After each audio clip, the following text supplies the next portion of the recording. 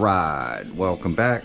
So today at High Desert Hobbies, out here for their first ever, I guess, used swap meet. I'm towards the back of the shop now. They have a whole indoor crawler track that's pretty cool if you're into crawling. It's really well set up. I probably should have brought a crawler today to crawl on it, but they're very well stocked. Armas and Traxxases and anything you could ever want, along with part support, is all here. If you're into planes, models,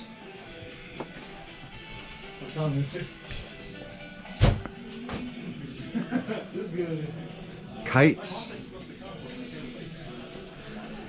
even trains.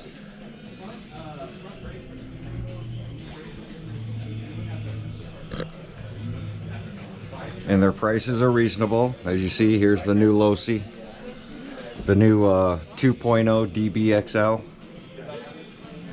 for $13.69.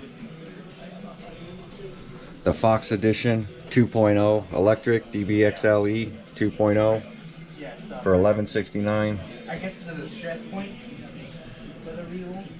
V2 infraction $6.19. Arma Limitless $3.79. So everything's really reasonable. Paints, radios. Let's put it on the counter. What's going on? How's it going? Good, good. Figure I'd do some videotaping. Heck yeah.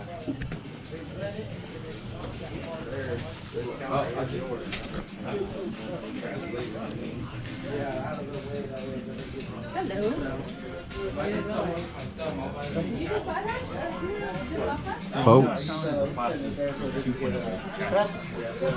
We'll take a look at the swap meet going on today.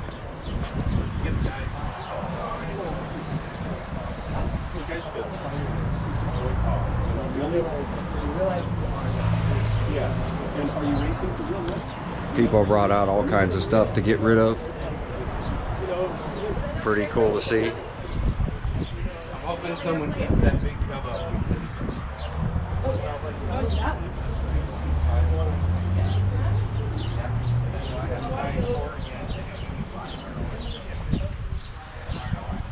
Futaba radio.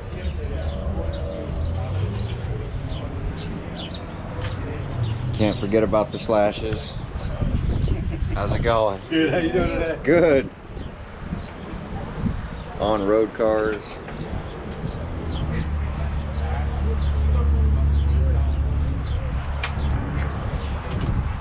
Got some setups out here as well.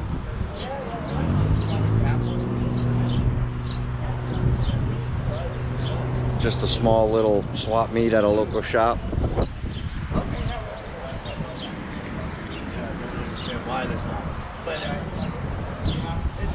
Steelworks.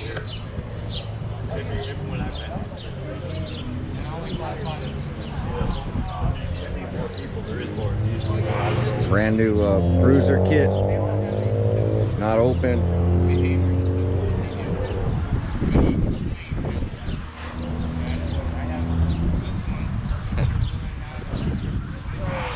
There's our little setup with my daughter.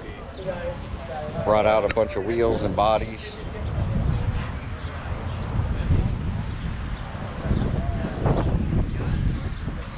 Some radios, some slash chassis, drag race stuff.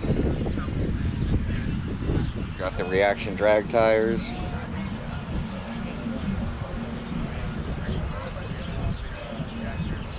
TC3 kit. Pretty cool. Got all the wheels down there for them.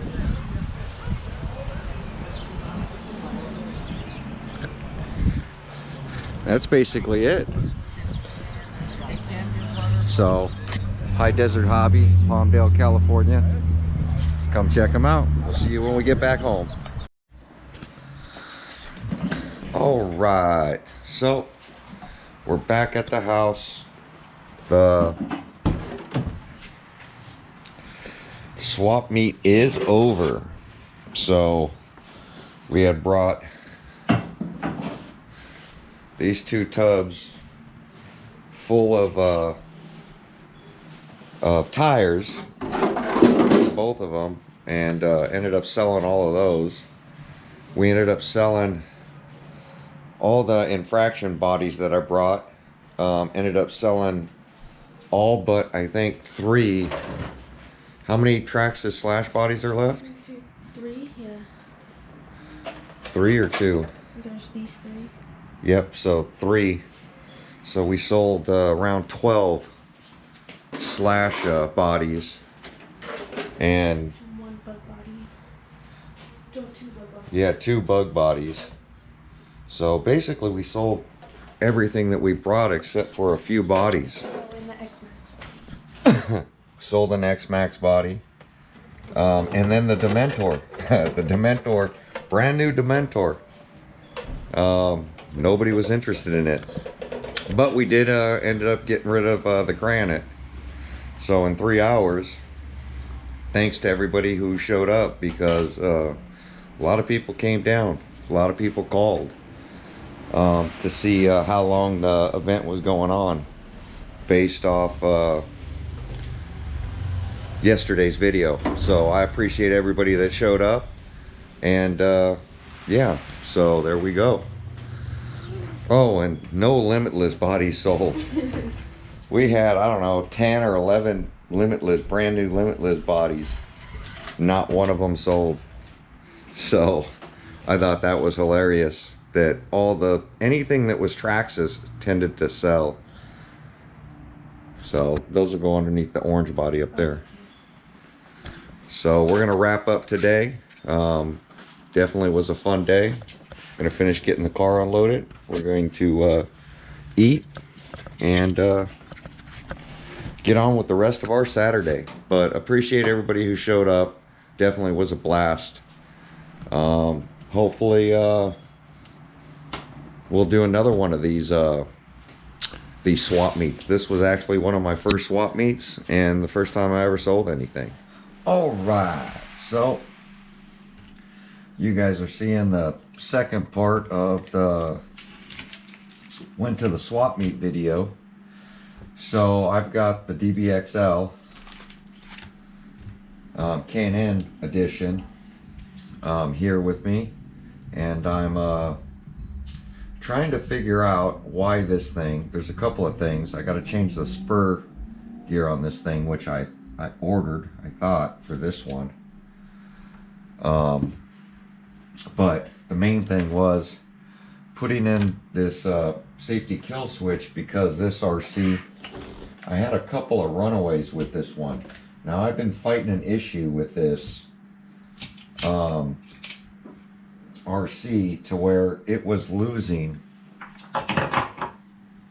battery voltage while I was running it, and it would just glitch out every now and then, to where I had no throttle and no steering. Now I've already changed a couple connections on this thing. One was on my battery. I'm going to put some pictures here of what I found here. Hopefully you guys can see that. So on this thing, we've got corrosion on the red terminal right here, which it's corroded down in here as well.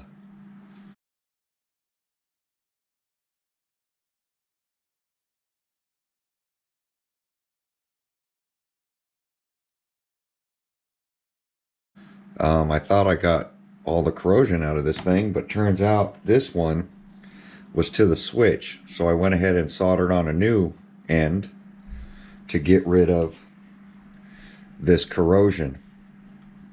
So I'm hoping that fixes the issue of losing battery power, but literally I ended up having to take off the whole switch to get this part of it done.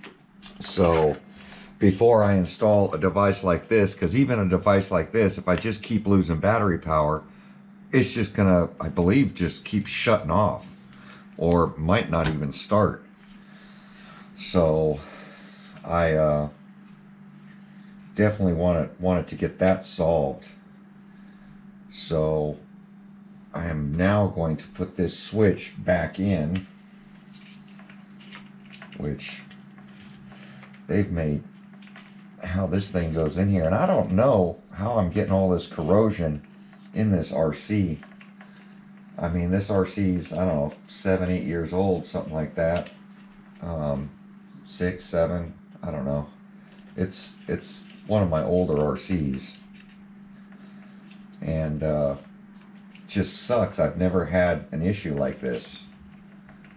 But that's a part of trying to figure out and solve and keep your RCs going. Now, I was just going to fix this thing and not record any of this, but I'm the type that if I'm having an issue I think somebody else might be having, I'd really like to at least film it so people know. So I've got that in there. And try to get these little screws, little Phillips screws holding these. And this on and off switch is supposed to be like waterproof, but who knows? Is anything really waterproof? That's the funny part, is I never even run these things in water.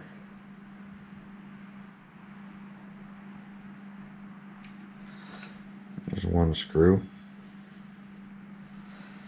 But I do hose them off. I just don't know why the connections in a sealed box that has no sign of water, I'm getting corrosion like that. I don't know if it was from the nickel metal hydrate battery that was in this thing or what.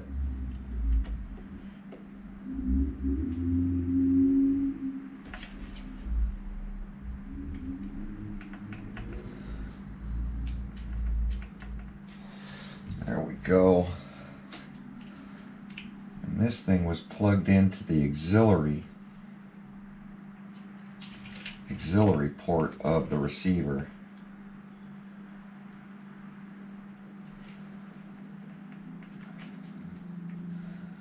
One side of the switch went to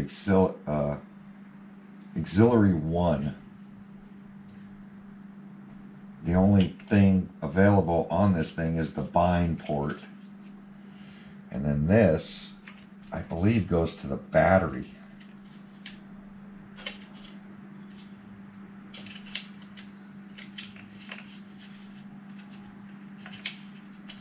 Just kind of silly.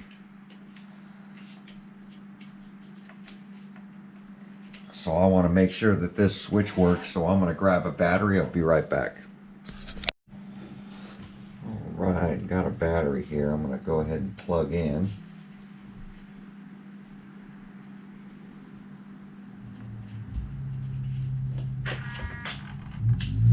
Apparently the switch is on.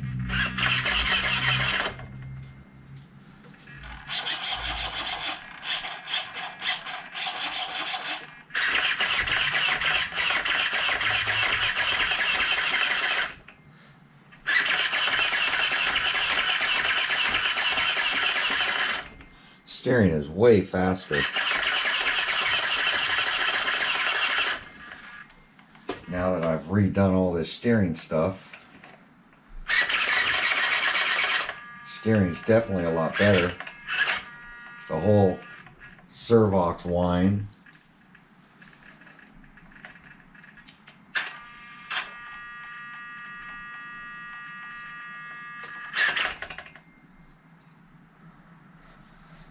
Just want to make sure that this switch isn't, see, it went off. Like if I hit an impact, like this switch is acting up.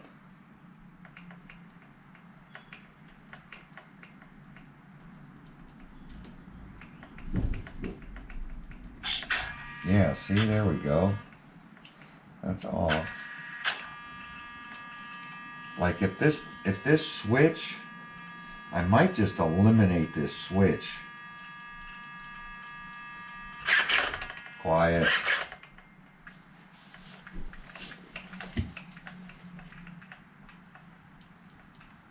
Like if there's a hard enough impact,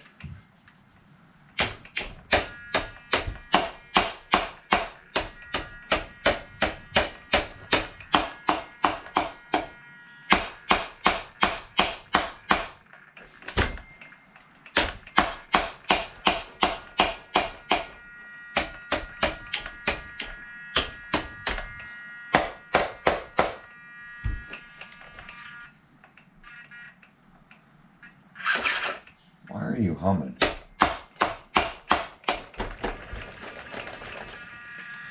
Like if this thing does a side jump and this switch flickers at all, yeah, see it just flickered. That's just wiggling this thing.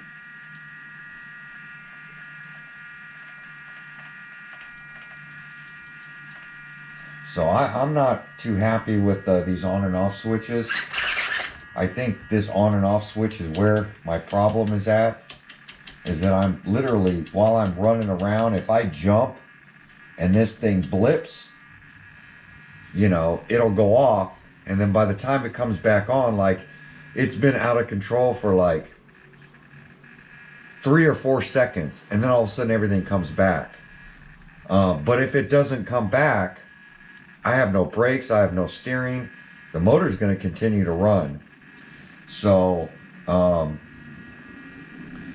don't know. These on and off switches, I don't think they're any good. I think the best thing to do is like I do on most of my other RCs, even on my Nitros, I eliminate this switch and just hook it direct to the battery. So when you plug in your battery, it's just always on. The battery connection is not going to come unplugged. But these switches, if you can tap them and they're blinking, then that's not a good thing. I know my 5T has this too. See, we're doing pretty good there. Like wiggling it, but I just don't trust this switch.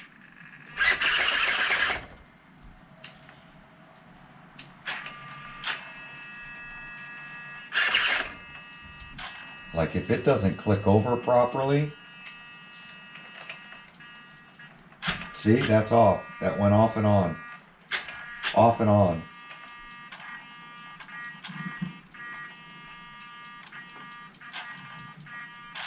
See, it keeps losing signal just by wiggling it.